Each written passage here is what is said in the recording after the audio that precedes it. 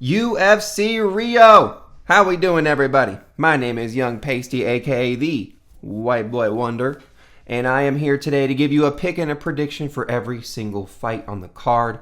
Charles Oliveira, our legend, a future Hall of Famer, taking on Mateusz Gamrot. A few other good fights on the card I'm excited for, but not gonna lie, there's quite a few shitty fights on this card that they just kind of stuck in here to get some more matches. But we do predictions every single week, okay? If there's a UFC event, we're doing predictions.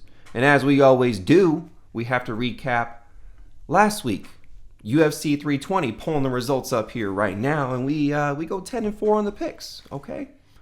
Not too bad. Swept the main card. Powhatan, Chama comes through, kills Ankalaev in the first round. That was great to see. Merab does Merab things. Jerry with a vintage third round KO. Gosh, I was screaming. It was awesome. A couple other fights I want to mention. The Atiba KO. Wow. Yeah, dude is something else. Dude has power beyond belief. Yusuf Zalal, quick submission. That was very, very easy for him. Edmund Shabazian, great KO. A lot of people were doubting him, but I mean, that was the expected thing, right? And then Puna Soriano, man, got caught in some crazy gillies. Had his face purple at points, but at points he comes through with the win. And then the last one, Ramiz Brahimaj. Dude just keeps coming through as an underdog. I keep doubting him, okay? I saw past performances, getting body on the mat. I said, Oscar Vanderford could do that. Only held up for one round. Man, Vanderford has no cardio. But, the main event was pretty entertaining. There were a few other good fights that I was excited for. And lastly, man, Patchy Mix got robbed. Patchy Mix completely got robbed. Thought he won round one and round two, or 2 rounds with ease, right? It was that was a crappy decision. But anyway, UFC 320 overall was entertaining, right? We go 10-4 on the picks. I can't complain with that. It was a pretty solid week. A pretty solid week on the bets too. You'll see that in the video there on Wednesday. But let's get to it here for UFC Rio, our main event of the evening. We have Charles the Bronx Oliveira versus Mateusz Gamrot. Odds on the fight plus 100 for Charles Oliveira, minus 130 for Gamrot. I can't believe I'm doing this. My pick for this fight's gonna be Gamrot. I love Charles Oliveira. Fan favorite, legend. I'm gonna go in the UFC Hall of Fame for sure. But one of my main reasons for picking Gamrot in this fight is I think this is just too quick of a turnaround after a KO like that from Topuria, out of all people, right? Like, eyes were rolled back on Oliveira, and when you get knocked out like that, like, you just need to, take a lot of months off to get your head right, to get focused, to get back in the game. Like, now you're coming into a 5-round main event. Like, this just happened a few months ago, Charles. 3 months ago, you just got knocked out by Ely, and I looked up in his past, right?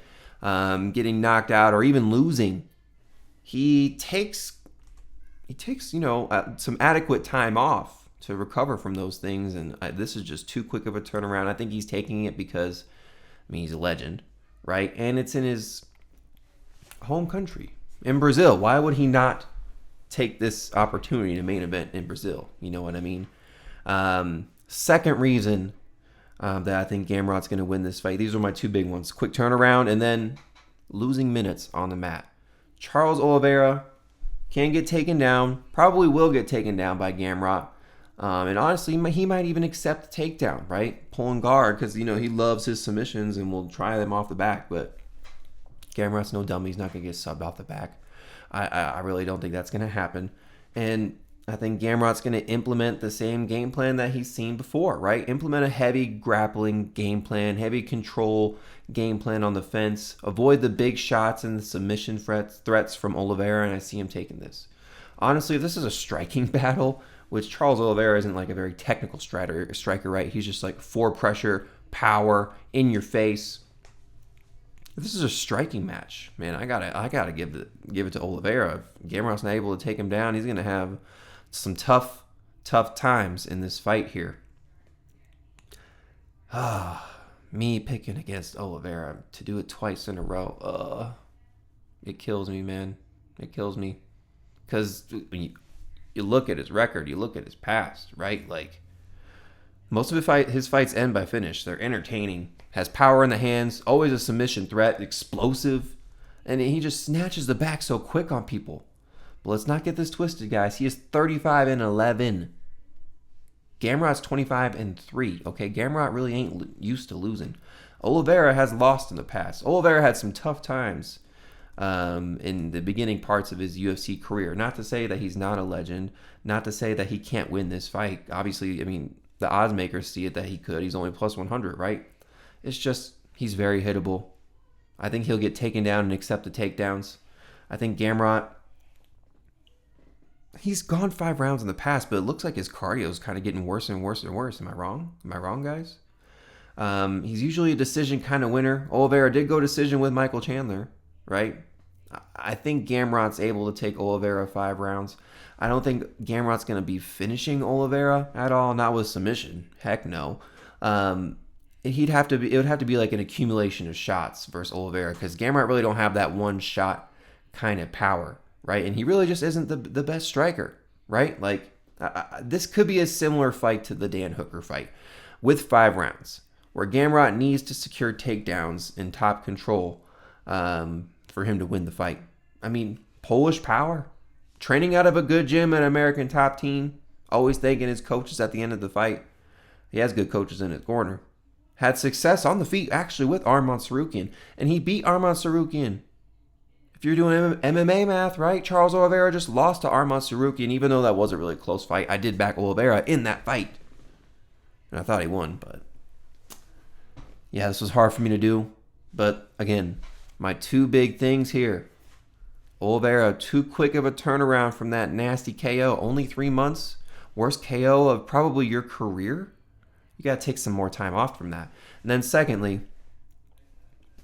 losing minutes, right? Charles will get controlled on the mat. He lost minutes consistently to Islam and Arman, and Gamrot's going to do the same thing. So my official pick for this fight is going to be Mateusz Gamrot, and I got him by a decision. Let's unfortunately go. Okay, moving on to our co-main event of the evening. We have Deiveson Figueiredo, a.k.a. Figgy. I'm not even going to attempt to say his nickname because I'm a white guy and I can't say it. Going up against Montel Quick Jackson. Odds on the fight here. Plus 220 for Figgy. Minus 280 for Montel Jackson. My pick for this fight is going to be Montel Jackson. Figgy has a tough time with technical fighters. Figgy has a tough time getting taken down and controlled on the mat.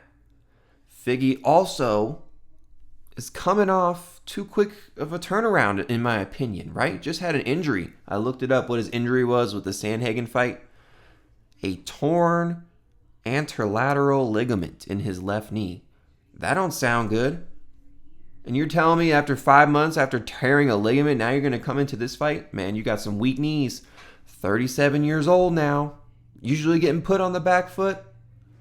Montel Jackson's super fast, dude. Very technical, has loads of power, and has a background in jiu-jitsu, right? You really don't see it in play too much, but we could see a lot of control time on the fence and probably getting some takedowns, right? Jackson's been knocking people out, really putting on with his striking, but he can take people down and body people on the mat.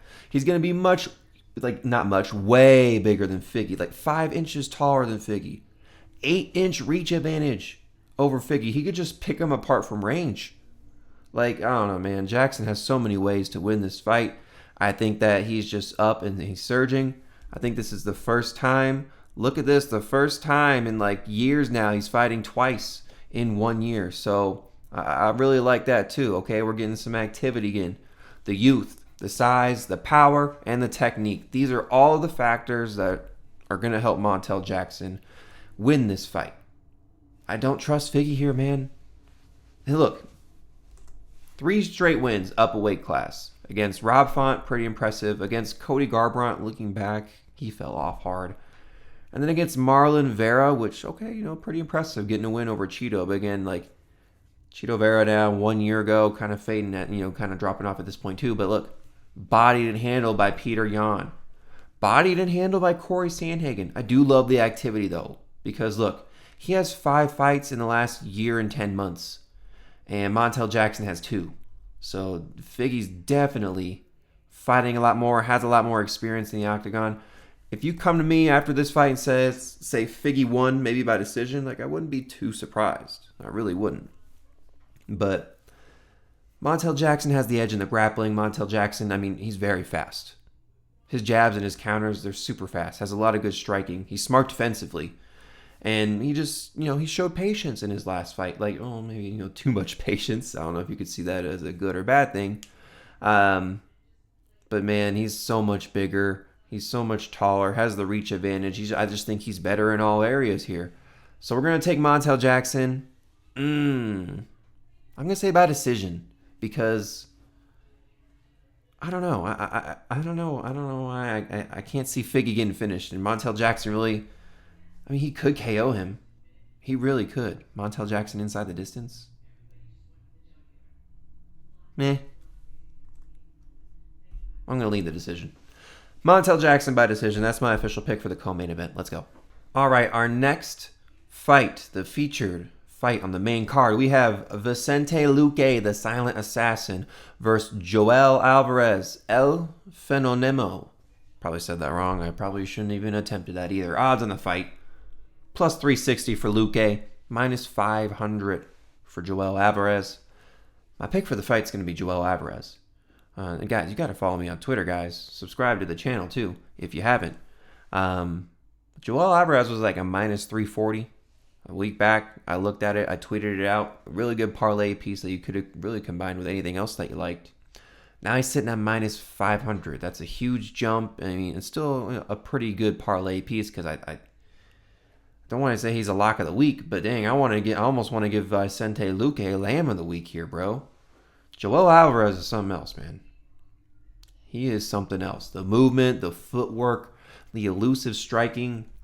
Dude, that shit is high level, and it's hard to figure out. Only loss in the UFC coming to Arman Tsarukyan 3 years and 7 months ago, so not too much grief given for that loss.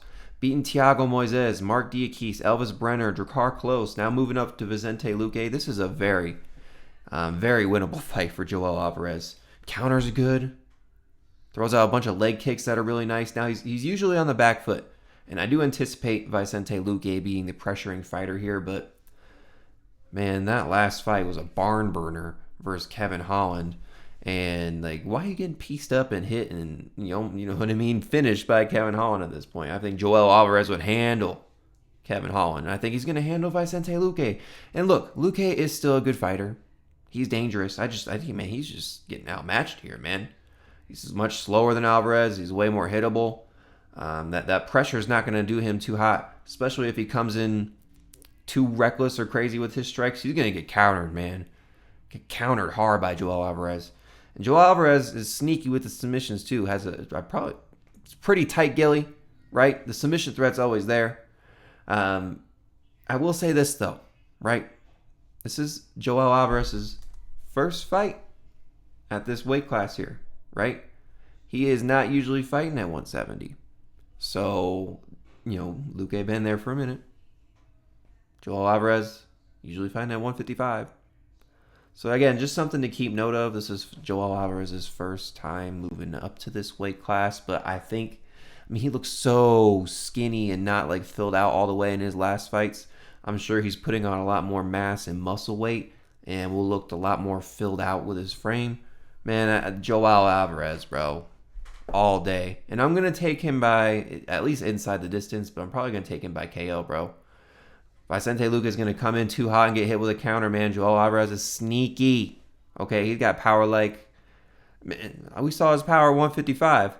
Look at the power at 170 when all the muscles aren't drained from this extreme weight cut where everything's filled out and he can gain and build more muscle mass. Ooh, man, give me Joel Álvarez all day by KO. that's my official pick for this fight. Let's go. All right, moving on to our next fight. A fun heavyweight fight to put on the main card here. We have Jhonata Diniz versus Mario Pinto. Odds on the fight, I mean, they were dang near even last time I saw them, so I don't know if this is correct according to Tapology, right? Plus 115 for Diniz, minus 140 for Pinto. Honestly, I saw it at a pick'em earlier. But my pick for this fight is going to be Jhonata Diniz. And I think the reason I picked him is just the experience, man. He has a lot more experience than Mario Pinto. 3-1 in the UFC. Nothing to brag about, really, because, like, okay, you're beating Austin Lane, who you lost the first round to and got grapple fucked with. Beat a Carl Williams, who, okay, showed that you have power in the hands, and, Carl Williams don't really pull off any damage on the ground. Lost to Marcin Tybura, and that was a doctor stoppage, by the way. He wanted to continue fighting. And then beating Alvin Hines, where he dropped the third round. Diniz is a very good kickboxer, very technical, okay? Picks people apart. Like, man, he was picking Alvin Hines apart for 2 rounds, but dropped the third round, right? He dropped the first round to Austin Lane, but comes back in the second round, gets a KO. He is consistently dropping rounds. So just something to take note of there, right? The hole in his game is definitely his grappling. Like, he has no answer if taken down. Really, he's like a Tafa brother on the ground, bro. He has no answer to get up. You really don't. Okay, I wouldn't say it's that bad, Tafa bad, but still pretty bad. Gas tank issues? Maybe. But I think the thing is, he's going to be a lot quicker and faster with Pinto than the hands. Mario Pinto is a powerful striker. His power is what wins him fights. He probably has a little bit better cardio than Diniz. I've seen Pinto go 5 rounds. 3 rounds into decision, consistently not looking exhausted at the end of the fights.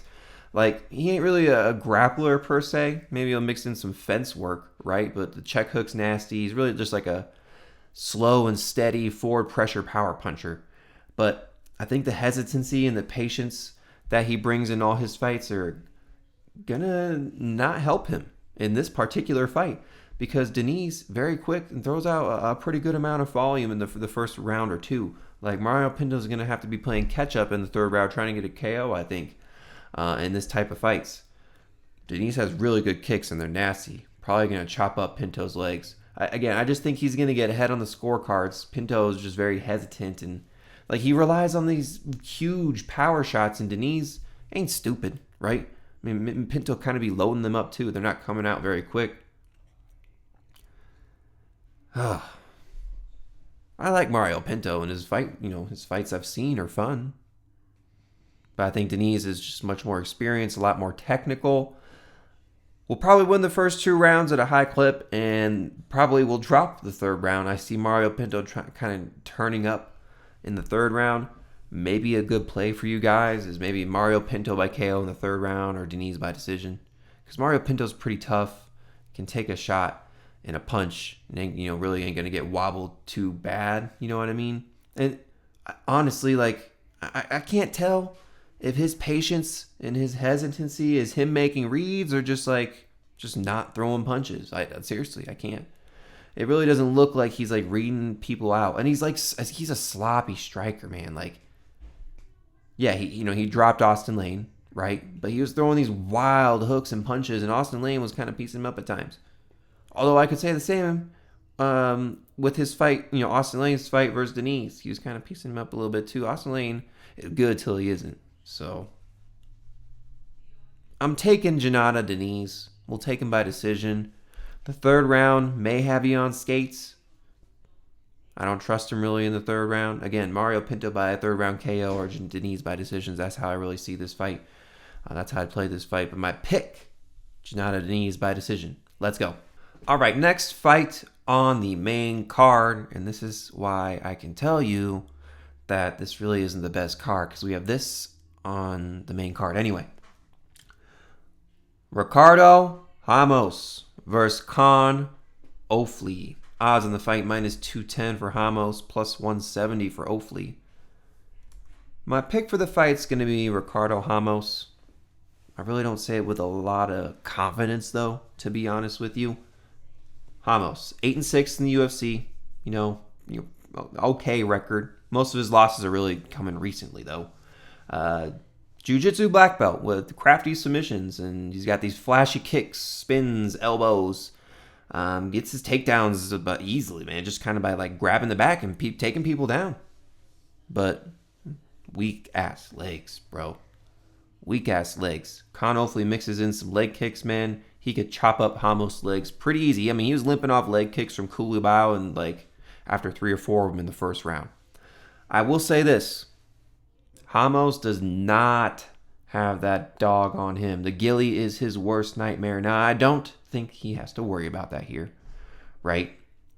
But man, he fumbles top position constantly. He lets people scramble up constantly. And if he gets stuck in a submission, I'll tell you that 3 to 5 seconds, he'll tap. No problem. He's never been to sleep. He'll tap. Screw it. Like, I don't. He just does not have that dog in him. When times get tough, he gives up. I really don't like that. But man, he's going to be so much taller and longer than Kaan Ofli, man. 5'9" to 5'7", 72-inch reach to a 66-inch reach. Dude, Kaan Ofli has some fucking T-Rex arms, man. Let me talk about Kaan Ofli for a second now here, too. Tough finalist. Got KO'd by Santos. Went on to lose to Naimov. Can get picked apart at range with people that are longer than him. We saw that by Santos, and he eventually got hit with a nasty shot. Can get body on the mat and control. We saw that with Naimov, where he just got held on the ground. And he had some moments in the striking, but it's the minutes, the minutes on your back on the ground are going to lose you the fight if you're not doing anything or trying to get up. So, but honestly, Ofli's like most of his wins are coming by submission. But I don't see him subbing Ramos. I don't. And I don't know. Clip it, I guess. I say it now. He'll probably get subbed by Ofli. You know what I mean? But he's very easy to hit. People in regionals are rocking Ofli and rocking him with huge shots. I think that he could probably find success with overhands and constant pressure, and that's really his game plan, right? Pressuring you and moving forward. But that he just exposes himself to jabs and kicks and straights. I think Ramos can definitely pick him apart from range if that's the game he wants to choose. I don't see him getting a flashy KO. Kaan Ofli's pretty tough, even though Santos is a lot more tough and a lot more strong than Ramos is, in my opinion. And Ofli's got 3-round cardio. Never had really any cardio issues in his fights. Never lost by submission either. Ofli's never lost by submission, only by KO or decision. Again, I pick Ricardo Ramos because I have to make a pick. I don't make it with high confidence. If you say Kaan Ofli won the fight, I wouldn't be surprised. When it comes to putting my money on Ramos, definitely not, bro. I can't back somebody that does not have that dog on them and that I've seen give up in the octagon. Yes, I think he has clear advantages in this fight. I think he has a lot more experience, bigger, probably has a grappling edge. Just not a lot of power on the hands. Again, I don't have to. How many times do I gotta say it? If I've seen you give up in fights, it's a no-go for me. Ricardo Ramos by decision is my official pick. Probably one of my most least confident picks, though, on this card. Let's go.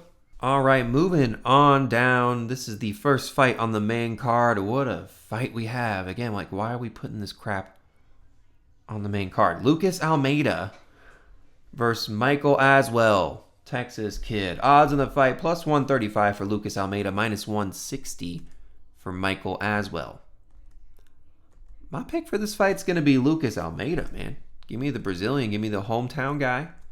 I know he's a little bit older at 9 years old, and he's had weight cut issues here in the past, and people can kind of beat on him with speed. There's some red flags, obviously on Lucas Almeida. And being KO'd here by Andre Filho, that was a nasty, nasty KO. I replayed it 10 times. Filho really caught him there. But the reason I'm picking Lucas Almeida is because I think Michael Aswell is just going to run into too many shots that Lucas Almeida throws out. I think he's really going to pack a punch with his shots. Now, Aswell can take one, right? Aswell can take a shot. We see him got not pieced up by definitely rocked with some big shots versus Balaji Oki, right? Definitely rocked with some big shots in the Bogdan Grad fight, but he's shown that he has really good cardio and he's tough and he's durable. Okay, but I think Lucas Almeida is just going to get the better of the shots in the rounds, right? Like Michael Aswell doesn't really have that KO power, right? It's an accumulation of shots. His boxing's okay, like he has a decent jab, 1-2 uppercuts, but Lucas Almeida is going to be a lot bigger than him, man. 5'11 to 5'8, 2-inch reach advantage, so he's going to be taller and longer than Michael Aswell. The counters are nice, man. Almeida has great counters, and Aswell just comes in kind of stupid and recklessly and with no rhyme or reason sometimes, right? Lucas Almeida can definitely catch him with some nice counters. Almeida doesn't really move his head, man. He gets hit a lot, and I don't really like that. He's been subbed in the past, and look, I'll tell you right now, not worried about the submission threat from Aswell. But he's also been KO'd in the past, right? Just that Andre Filho one was off. Again, people can beat him with speed. Like, Lucas Almeida definitely ain't the quickest striker, but Michael Aswell ain't throwing out these very quick shots either, you know what I mean? He's more of like a let me set the pace, high volume, in your face, move forward. I'm going to throw a bunch of shots. If they hit, I don't care. I'm going to keep throwing them. Aswell's takedown defense, pretty good. I really don't see this being a grappling, wrestling, clinching, getting on the fence kind of scenario here at all. Almeida has really good leg kicks to the legs and the body. Good front kick too. I see him chopping up Aswell's legs and really slowing down that movement as the fight goes on. The thing that just really got me is those counters, man. Aswell gets hit with them easy. I can see him just coming in too much and Almeida clipping him, right? Almeida will get hit and will get caught because Aswell's just going to keep moving forward and Almeida just doesn't, I don't know, like to move his head a lot. But he has a lot more fighting experience. He's fighting at Brazil. He doesn't have to travel hours and hours and travel internationally just to the time zone. He's fighting in his home country. Got a lot more to fight for here. And he's a dog. Man, give me Lucas Almeida. Give me him by decision. I don't think I've picked a fucking finish yet, bro. No, I did on the Álvarez fight. I just see a lot of decisions in this card here, or at least on the main card. But yeah, I like the underdog. I like Lucas Almeida. I think he takes this fight. So, yeah, that's my official pick for the first fight on the main card. Let's go. All right, moving on to our featured fight on the prelims. We have Jafel Filho versus Clayton Carpenter. Odds in the fight are even, -110 a piece. And my pick for this fight's going to be Clayton Carpenter. I've never picked against my guy, and I'm not going to do it here now. Man, I've been a fan of Clayton Carpenter since his Dana White Contender Series win. And that was against Edgar Chairez 3 years ago. That's a damn good win. And then he went off to be a Juan Camilo Ronderos, and then a Lucas Rocha, who's all right. Last fight was Tagir Ulanbekov. I back Clayton Carpenter. He just wasn't there yet, right? And that's a tough task and a tough fight to beat a Tagir Ulanbekov, who is an elite grappler, who trains with fucking Khabib and all of them over there and in Dagestan. So he went 3 rounds. I mean, yes, he got dominated, but he didn't get finished. Did not get finished, which is something to take note of, right? Some people take that step up and they end up getting finished at some point. But going up against an elite UFC grappler from Russia, training with Khabib, to now fighting a Jafel Filho, who has showed flaws in the grappling, and specifically get-ups, because what were the 2 fights? Nascimento and who else?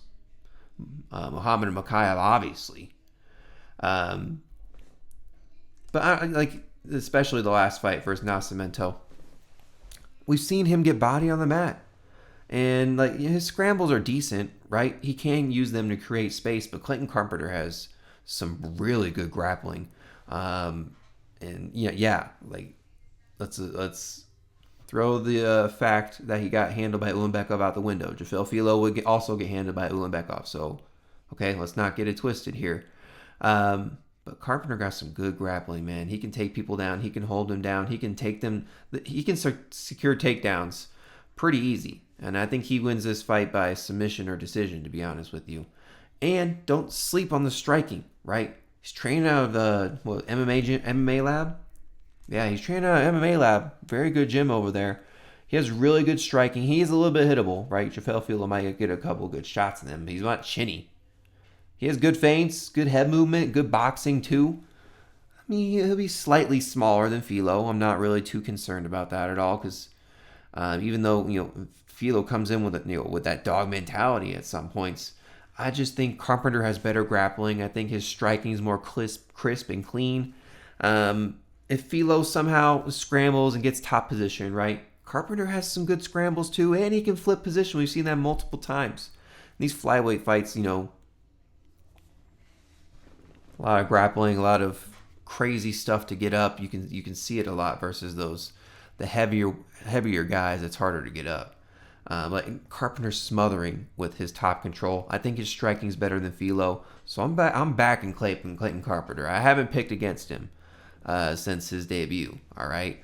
But let me just give my little piece on Filho, though. Dude's a dog.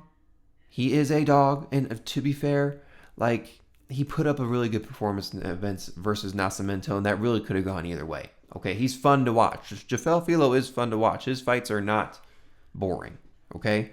But he likes to get in brawls, and it gets clipped easily. Clayton Carpenter can definitely get the best of himself, or not himself, get the best of Filho in those exchanges. Dude, Filho would be swinging wild hooks to the body and just leave himself exposed. I think Carpenter could avoid one of those shots and then, boom, get a takedown, double leg right there. He's not the best with a technical striker, so they're sitting there trying to strike. Carpenter probably piece him up. The grappling, again, holes in the grappling. He loses when he gets held on the mat every single fight, and he can get pieced up on the feet. So even though I like Jafel Filho, even though I backed him in his last fight, and I think he won the fight. Some say not, but again, it was super close. Again, it could have gone either way. I got Clayton Carpenter here at even odds, -110. If he goes to an underdog, that got him all day. I'm sure he's going to balloon up to a -130, -145. But yeah, Clayton Carpenter is my pick for this fight. I'm backing my boy again. It's simple, okay? I got a recipe for my success, okay? If it's one of my boys, just got to continue to back him. That's just how it is. So, Clayton Carpenter, by submission or decision, I say by submission. Clayton Carpenter by submission. That's my official pick for this fight. Let's go. All right, next fight we have Vitor Petrino versus Thomas the Train Petersen. Odds on the fight, -265 for Petrino, +205 for Thomas Petersen. My pick for this fight's going to be Vitor Petrino. Okay, now this is his biggest test at heavyweight here, Thomas Petersen. I mean, not really too much going on at heavyweight. Petrino's big now, man. Dude is built like a truck. He's super thick. He's really just, since moving up to heavyweight, he's really filled out his frame, man. Power puncher. Deadly shots. One clean shot and you're out, buddy. That's it. Now, his cardio, I don't know. Has it improved? I'm not really that sure. Since moving up to heavyweight here, maybe you would think, since he's not cutting that weight and he's at, has his true weight here. My only fear in this fight is if Thomas Petersen makes it a sloppy heavyweight fight, holding me on the fence and getting takedowns. Petrino is taller and longer than Thomas Petersen. Thomas Petersen does have some power in the shots, but he's definitely going to be a lot slower than Petrino when it comes to striking.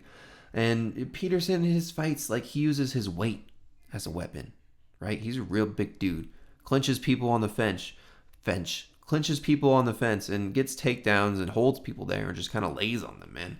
The striking and boxing, it's all right, but it ain't nothing to brag about, okay? He gets pressured and put on the back foot easy. I mean, we saw it with Gaziev, got KO'd. We saw it with Pogues, got pieced up from range. This is going to be a very similar fight to the Gaziev fight, okay? Petrino just has too much experience, too much power. He took down, Thomas Petersen took down Gaziev for a second, but he couldn't hold him there, okay? And Petrino ain't no dummy on the mat, okay? So he should win this fight. He should win it with ease. It should be probably a first or second round knockout. Probably first round knockout. Petrino going to come out there with a fire lit under him. He's also from Brazil. Fighting in Brazil. They stick him on the prelims. Why isn't this one up on the main card? You know what I mean? Petrino by KO all day. This isn't really something to overthink. That's my official pick for this fight. Let's go. All right, next fight. We have Irina Alekseeva, the Russian Ronda. Yeah, air quotes. Versus Beatriz Mesquita. Odds on the fight plus 450 for Irina, minus 650 for Mesquita. My pick for this fight is going to be Beatriz Mesquita. This was an auto fade on Irina Alekseeva. If you are losing to Claudia Saigula, ain't no way I am backing you, Irina. Ain't no way. The only thing she has going for her, the only thing, is aggression. That is it. I saw her name. This shit was an auto fade. I could give a fuck who she was fighting. She got beat by fucking Saigula. That's really all I have to say. But she's super hittable, has a terrible gas tank. She comes out in like 10-second flurries and then gets tired after that. Like, gets bodied on the mat. Can't get up at all. People take her down. She's not going to be able to get up at all. Now you're going up against Beatriz Mesquita, UFC debut here, with a crazy extensive grappling background. Like over 30 grappling matches since 2011. This girl is a beast. Training out of American Top Team. Super good gym. Dude, she's going to take down Alekseeva and either submit her or knock her out, okay? Mesquita inside the distance is probably one of the safest plays of the week, okay? Alekseeva is garbage. Her striking, and Mesquita's striking is getting better every single fight. She really ain't a striker, right? She just uses it to kind of get close and get in and get her takedown, right? The grappling is just too much for Alekseeva. Unless Mesquita gets clipped on the way in by Irina, she should take this fight with ease. So, ground and pounder submission for Mesquita. That's my official pick for this fight. Let's go. All right, moving on to our next fight. We have Lucas Rocha versus Stewart Nickel. Odds on the fight here, minus 105 for Rocha, minus 120 for Nickel. I believe it's flipped now. I think Rocha's the favorite. But my pick for this fight is going to be Stewart Nickel. I'm not going to give this guy too much grief for losing to Jesus Aguilar. That guy is a very tough fighter to beat, and one of my favorite Mexicans, honestly. I backed him in his last fight, and he comes through for us. But I think Stewart Nickel is going to be able to take down Lucas Rocha and body him on the mat. Like, he was actually looking really good in that fight versus Jesus Aguilar. He just really, honestly, he got overzealous and made a mistake. Aguilar flipped position and ended up getting caught in a gilly, and you don't want to get caught in a gilly versus Aguilar. That dude has one of the nastiest gillies in the game, okay? Nickel, he's supposed to have some decent jiu-jitsu, but I've seen his regional fights, right? Dominant grappling. He just bullies his way into getting takedowns. I think he's going to be a lot more physical and a lot more bigger than Rocha. Dude, Lucas Rocha is 5'3". And that's probably on the high end. 64-inch reach. Like, Lucas Rocha is a small dude. And you'll go, oh, he has all of this experience. He's 17-2 and Stewart Nickel's 8-1. Dude, shut up. 7 of his wins are against people who are .500 or worse. So don't let that record fool you, okay? Now, look, I can't say the same thing about Stewart because half of his wins are against people who are 500 or less. So, okay, don't let the records kind of give you too much insight on how the fight will look. Striking's okay on the Nickel side. Like, it's raw and it's not the best. Rocha's probably the much better striker than Nickel. But the way he got bodied on the mat by Clayton Carpenter and ultimately subbed up, terrible look, bro. Now you're going up against a Stewart Nickel who is going to look to grapple, who's going to look to clinch you and get you up on the fence. His top controls are really good. His ground and pound's amazing. Like, he's dominant in top position. Follow the same game plan that Clayton Carpenter did, okay?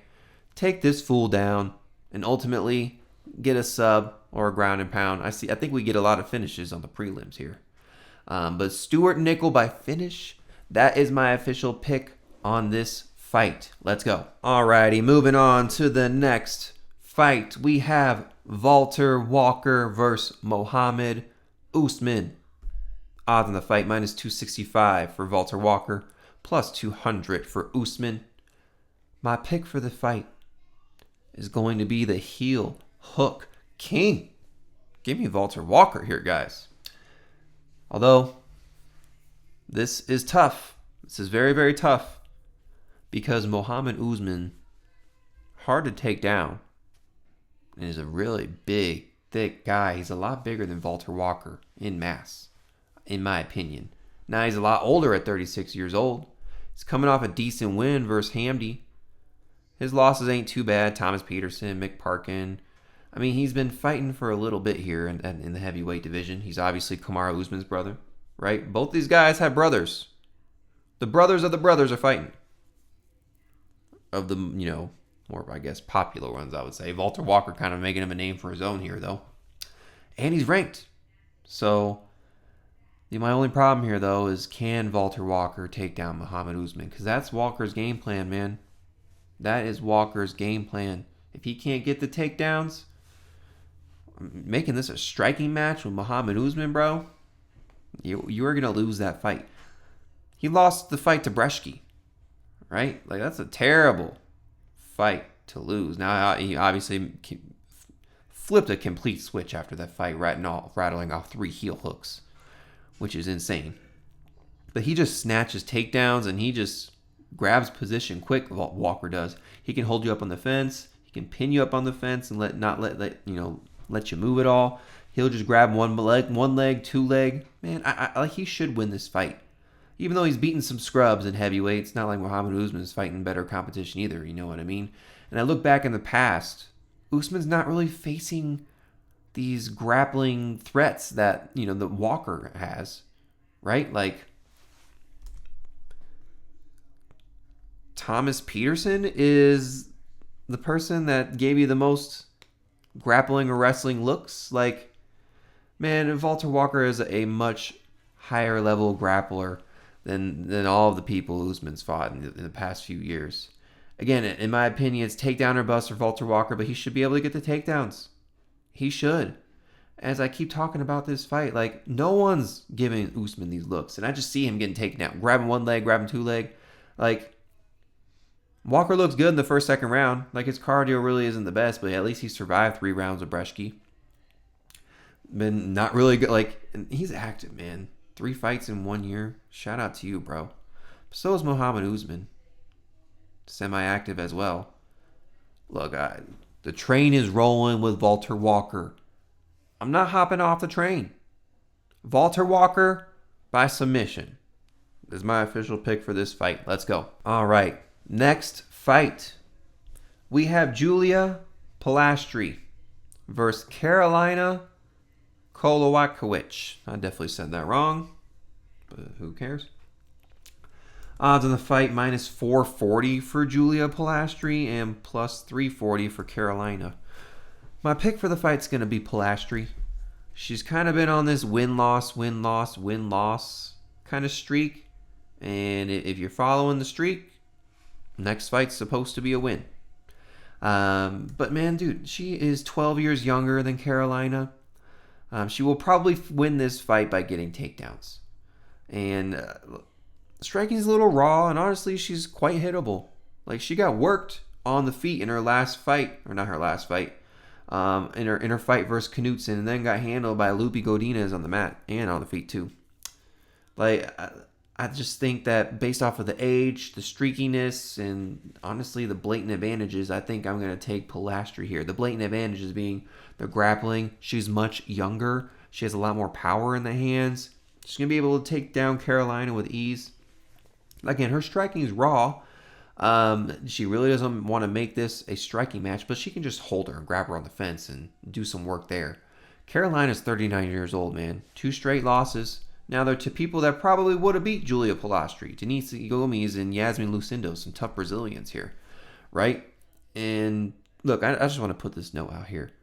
I think she is the only person other than Tony Ferguson to have 5 straight losses in the UFC and still be on the roster. Now, After her 5-fight losing streak, she did go on a 4-fight winning streak. So, look, credit where it's due, right? But 1 year layoff here. You're flying from freaking Poland over here to Brazil over in Rio. She can get held up on the fence easy. She can get taken down easy. Honestly, she's just physically outmatched versus these younger girls here. Like, she's 39 years old, pushing 40 years. She'll be 40 years old in a month here, guys. Not even a month, in a week. She's much slower. Like, she'll probably find some success with the striking. Some good kicks. Get some strikes in every now and then. But, again, younger, faster, more physical. I got Polastri here, man. Am I going to bet on this fight? Hell no. Minus 440 for Julia Polastri? Get the hell out of here, man. There ain't no way. Yeah, this is definitely a stay away. I'm not even choosing the rounds here. Should go over. Polastri by decision is my official pick, but yeah, this is definitely not going on any of my bets at all. So yeah, Polastri by decision is my official pick for this fight. Let's go. All right, moving on to our first fight of the night and the last fight I'm breaking down. We have Simon Oliveira versus Luan Lasarda. Odds on the fight plus 200 for Oliveira, minus 250 for Lasarda. My pick for the fight is going to be Simon Oliveira. Now, I mean, both these guys suck. I had to make a pick. Both these guys suck. Their UFC runs have been awful. Lost on Lasarda's side to Stammen and Demont Blackshear. And he hasn't fought in 2 years and 4 months. Super long layoff for Lasarda. Something to really mention. Then Oliveira, man. 3 losses to Gravely, Marcos, and David Martinez. At least Oliveira fought 6 months ago, right? Lasarda has some ring rust to shake off for sure. One thing I think I can count on here in this fight is that it's not going to go the distance. Both of these guys are hungry for a UFC win. Both of these guys are going to be searching for a finish. So I think, fight does not go distance. For you betting people out there, maybe something to look at. But I'm picking Oliveira because he fought recently, right? And he can take people down. He got his win and his come up through Dana White Contender Series. Yeah, he's 2 years older, but I mean, both of these guys are in their 30s here. But at least he fought recently, and I think he's able to get takedowns over Lasarda. Like, we're probably going to have a grapple fest between these two. Again, this is not something I'm very confident in. Simon Oliveira's striking is bad. Luan Lasarda's striking is flat, gets hit a lot. Both these guys get hit a lot. Oliveira's a little bit chinny, as we've seen, getting fucking KO'd by Marcos and Martinez. And now how long ago was that? 6 months ago? 6 months at least for a knockout. I believe they mandate that too in the UFC. So he's coming off that. He wants that money. You know what I mean? Maybe lose. I don't know. Again, I'm not very confident in this fight. The only thing I'm really confident in is it doesn't go the distance. I think it's going to be a grapple fest. I think that we're going to see a finish on the mat, whether it be strikes or a submission. So give me Simon Oliveira and give me him by submission. That's my official pick for this fight. All right, guys. I have given you a pick and a prediction for every single fight on this UFC Rio card. If you have made it this far, thank you so much. Appreciate you watching. Do me a favor. Click that subscribe button. We are on the road to 400. We're in the 330s right now. So, if you get me a little bit higher, I would greatly appreciate it. Second thing, Patreon is free. Links in the description. That's where you can see all of my bets when I place them. Bets video comes out on Wednesday, but I put my bets in before that, okay? So subscribe. It's free. Links in the description. That's where you can see all the bets when I actually place them. So let's have a good week for UFC Rio. Young Pasty, out.